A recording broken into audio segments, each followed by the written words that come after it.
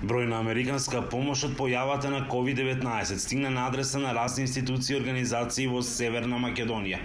Само американската влада од почетокот на пандемијата донирала 2.727.000 американски долари.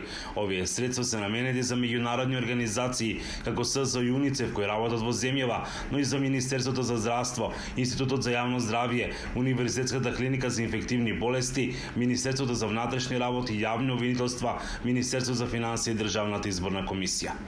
Оваа помош беше наменета за зајакнување и на капацитетот на лабораториите да се подготват за спроведување на систем за тестирање во услови на зголемен број тестирање за COVID-19, како и скрининг на патници кои пристигнуваат на границите и аеродромите, за надзор и брза реакција за брзо откривање на нови случаи и следење на развојот на епидемијата.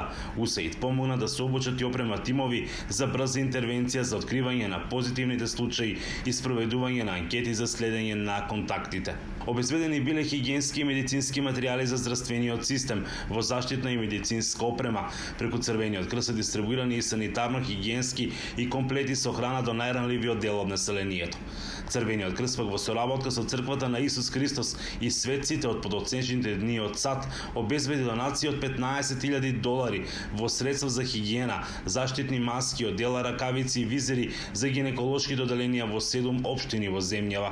Антибактериски сапуни, специјални средства за чистење на просториите каде престојуваат мајките и новороденчињата представуваат дополнителна поддршка за нашиот здравствен систем.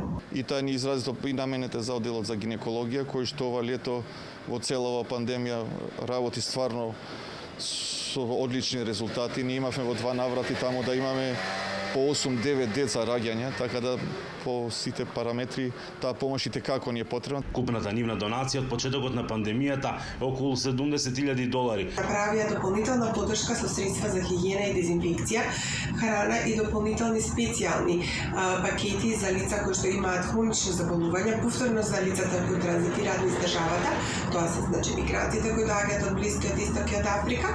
Бројката на лица кои што ние ги обслуживме во периодот од јануари до месец август е негде приближно 30.000 луѓе. Од Црвениот крст вела дека соработката со црквата од САД ќе продолжи и во следниот период. За Гласот на Америка од Охрид, Мики Трајковски.